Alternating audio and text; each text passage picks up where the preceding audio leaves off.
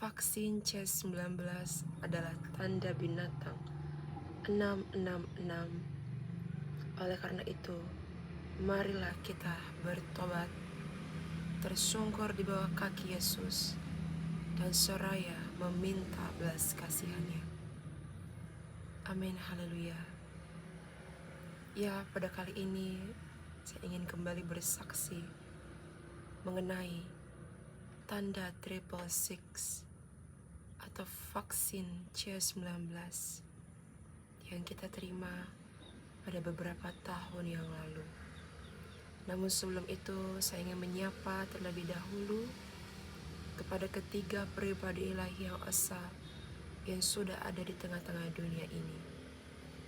Shalom Elohim, salam hormat dan salam kasih kepada roh Bapa Surgawi, Bapa Yahweh, Sang Pemegang Waktu yang berdiam dalam diri Bapa Eman Lahagu, Roh Alfa dan Omega, Tuhan Yesus Kristus itu sendiri, Sang Hakim yang adil, yang sudah datang untuk yang kedua kalinya, yakni Bapa Aditya Nugrahanto, Roh Kudus dan Roh Kebenaran, mempelainya yang terexcellent, inkarnasi Yohanes Pembaptis, yakni Ibu Faye Hamdani. Dan Shalom Elohim juga bagi setiap anak-anak Tuhan di seluruh penjuru muka bumi yang dikasihi oleh Tuhan Yesus Kristus. Amin. Ya, Bapak Ibu yang terkasih, vaksin C19 adalah tanda binatang itu sendiri, di mana 95% umat manusia telah menerima tanda binatang itu, di mana kita telah menyuntikkan dan mengotori bait kudusnya.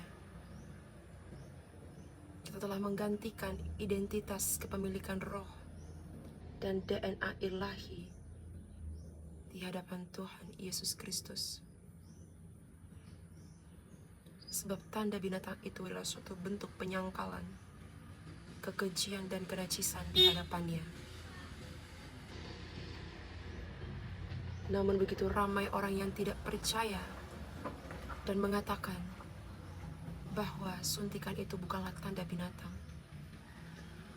Namun kebenaran tetaplah kebenaran. Dengan kita tidak mau mengakui dan menyadari bahwa suntikan C19 itu adalah tanda binatang, maka kita pun terhitung sebagai orang-orang yang menyangkal kebenarannya. Kalau kita sudah menerima tanda binatang itu, kita adalah orang-orang yang murtad dan yang melakukan perzinahan di hadapan Tuhan Yesus Kristus. Mengapa demikian? Karena kita tidak percaya, menyangkal akan kuasa darah Tuhan Yesus Kristus yang sudah rela berkorban bagi kita di atas kayu salib, yang berkuasa kekal sampai pada kekekalan. Dan mengapa kita dikatakan berzina? Karena kita telah mengotori dan menggantikan identitas, DNA dan kepemilikan rohnya dengan menggantikannya dengan darah binatang atau iblis Lucifer itu sendiri, sehingga kita berzina di hadapan Tuhan Yesus Kristus. Kita telah mengotori baitnya yang kudus, tempat berdiamnya rohnya yang kudus, yakni tubuh kita sendiri. Namun seringkali juga ya, saya banyak mendapat dan membaca komentar-komentar orang yang sampai pada hari ini tidak mau mengakui bahwa suntikan itu adalah tanda binatang itu sendiri. Dan pada beberapa hari yang lalu, saya memiliki seorang keluarga di mana kami itu bersaksi ya. Kami memberitakan kebenaran di akhir zaman ini. Namun ia mengatakan hal yang demikian.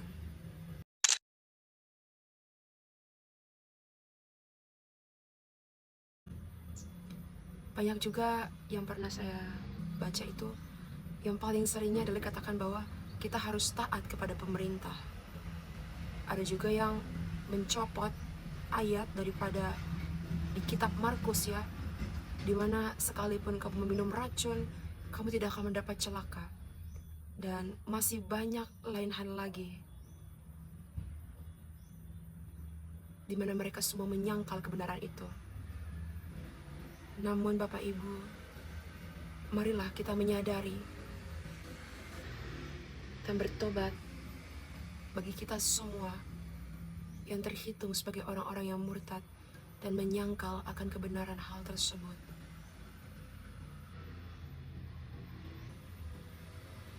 Dan di penghujung akhir zaman ini, Ia masih memberikan belas kasihannya kepada kita,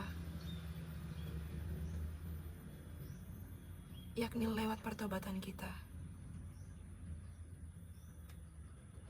Bagi yang sudah menggunakan vaksin atau tanda binatang itu. Sebab salah satu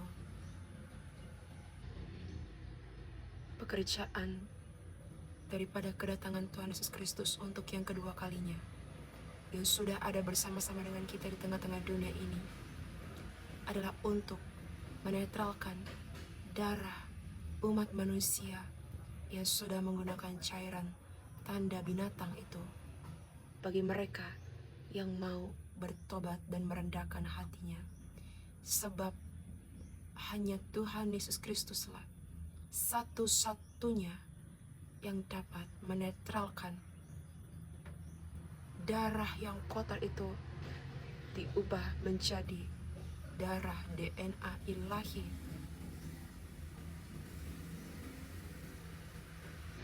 Janganlah kita menyangkal kebenaran ini.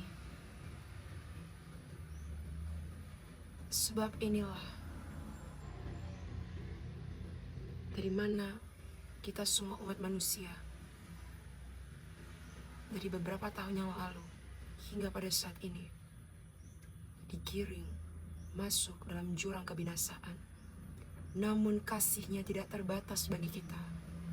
Jadi mari kita meresponi suara kebenaran ini dan memanggil tersungkur di bawah kaki Yesus, menjamah jumbai jubahnya. Sebab Tuhan Yesus Kristus sudah datang dan telah ada bersama-sama dengan kita umat manusia di tengah-tengah dunia ini. Ia datang berinkarnasi, yang setia dan yang benar, hakim yang adil, firman yang hidup. Ia membawa nama yang baru, yakni Bapa Aditya Nugrahanto. Dia itu sendirilah Tuhan Yesus Kristus. Amin. Terpuji-pujilah Tuhan Yesus Kristus, firman yang hidup. Demikian saja kesaksian saya untuk hormat kemuliaan Tuhan Yesus Kristus. Amin. Tuhan Yesus memberkati.